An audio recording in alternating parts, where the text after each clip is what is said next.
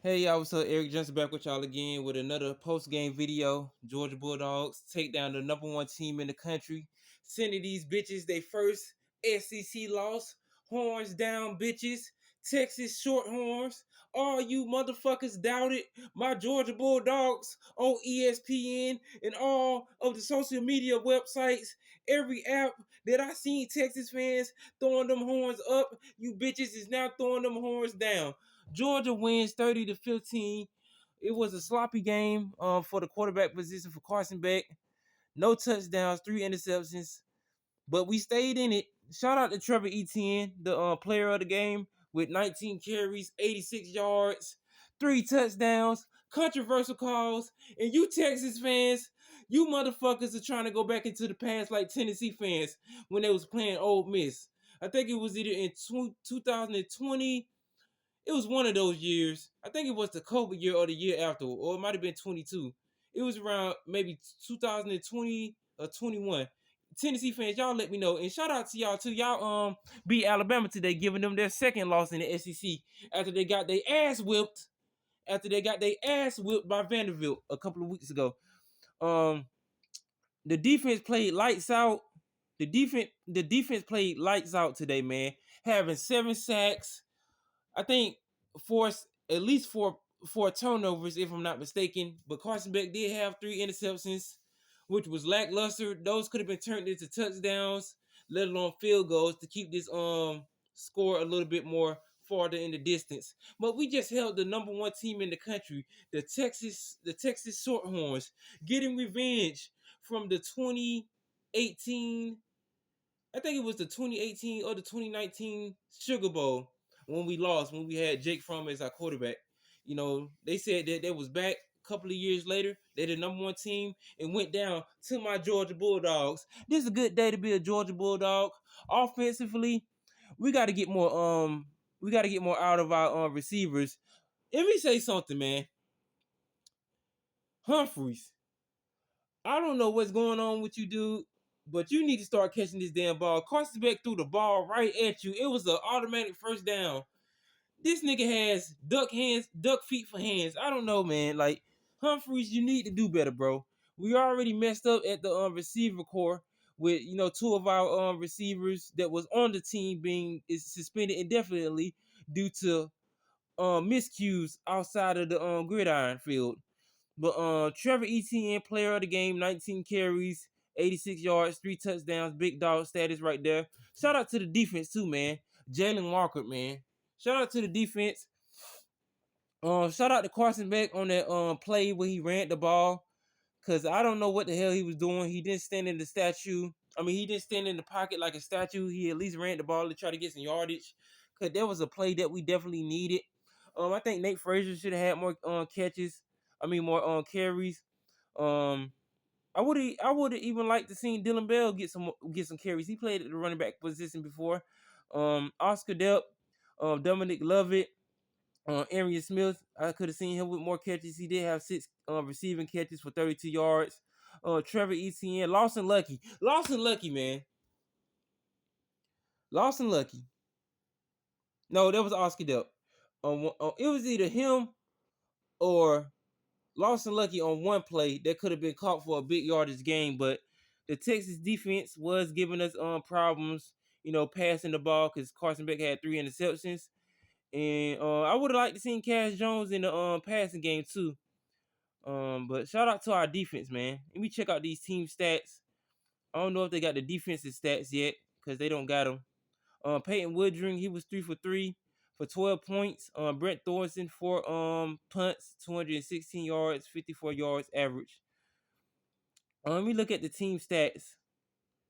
Georgia is now bowl eligible, sitting at 6-1 in the SEC. Texas is no longer the number one team in the country after taking their first loss in the SEC. They are now 6-1, just like my Georgia Bulldogs.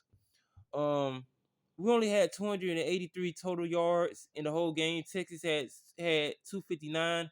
They only had 29 yards rushing. They got 3 running backs out, so that was going to be equivalent to the Texas offense. Georgia had 175 passing yards, rushing yards, 108. I think we could have had a little bit more if we gave Nate Frazier Nate Frazier some carries. And that 4th and 1 play, you in shotgun formation. You handing the ball off to Trevor Etienne. Something would have told you to get like in a different formation instead of just giving him the ball, or at least if you was gonna be in that shotgun formation, let Carson Beck run it. They wasn't gonna expect him to run the damn ball. Y'all would have the damn conversion on 4th and 1 instead of giving Texas life to possibly come back in this game, score a touchdown, get 2 points, get the outside kick, and score again and get another 2-point conversion. This game, in the first half, we was shutting them out, man. We was killing them boys, man. They couldn't do a damn thing. Archie Manning, he was like a deer in headlights. You know, he was getting tossed up like salad in a damn bowl. The second half, they let a kickoff return off a squib kick. I don't know what the fuck the special teams was thinking. Then they scored a 2-point conversion.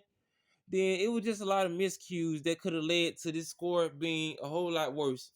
But yeah, man, yards per play, 4 yards per play for Georgia, yards per play for Texas, 3.4 yards. Third down efficiency, 6 out of 17 for Georgia, 2 out of 14 for Texas. They couldn't convert on third down. Georgia was 1 out of 2 on fourth down, and Texas was 1 out of 5 on fourth down. 4 punts for Georgia, 5 punts for Texas. 7 penalties for 78 yards. Need to calm those down. 3 fumbles lost for Texas. 3 interceptions thrown by Carson Beck, while Quinn Ewers threw 1 interception. So yeah, man, we got to clean up these interceptions. Definitely when we making momentum. Definitely would have liked to see more of our receiving core, like get more catches through the middle of the field. You know, just try some different routes with some different players. You know, different receivers who haven't got the chance to play that should be playing. Trevor Etienne was the player of the game. 3 touchdowns. Very controversial call. With the pass interference being overturned and Texas getting the ball back, knowing damn well they already called pass interference on the defense on Texas side, but the refs, they overturned it. And you fucking Texas fans, I said this earlier in the video, man. Y'all ought to be ashamed of yourself, man. Y'all getting mad, crying like bitches, throwing beer bottles, mustard bottles, cowboy hats, brass knuckles, horseshoes, steaks, rotten eggs, Texas Longhorn stuffed animals, etc. on the damn field. They got the call overturned, knowing damn well it was pass interference on that Texas defender, but they was trying to call it on, I guess, the wide receiver. I don't know if it was Arian Smith or I think it was Dominic Lovett. It was one of those receivers for Georgia, but the ball, I don't know, man. It was just a weird game, man. I'm glad that we showed up in the first half. Definitely could have had more points. Due to these miscues with Carson Beck and these interceptions. Definitely need to clean that up. I'm glad that I don't have to go to work tomorrow and see shit broken in my building. I'm glad that the Georgia Bulldogs came in and won, beat the #1 team in the country. This #1 team spot has been going around like a rotten potato, hot potato. First Georgia had it, then Alabama lost it, and Texas got it. Now Texas done lost it, and we'll see who's going to be #1. I think Georgia will be #3 or #2 in the country in the rankings. In my opinion, we got a lot of things to do in this off week. We got to go against Florida the week after next week, and you know we just got to go into this game guns blazing. 2 of our defenders got targeting penalties. Dan Jackson and the kid from who transferred from Oregon. I think his last name is Aguayo or something. It's kind of hard to pronounce, but I probably mispronounced it. But y'all gonna have to forgive me. I kind of messed up and kind of slow when it comes to words and stuff. But besides that, congratulations to my Georgia Bulldogs.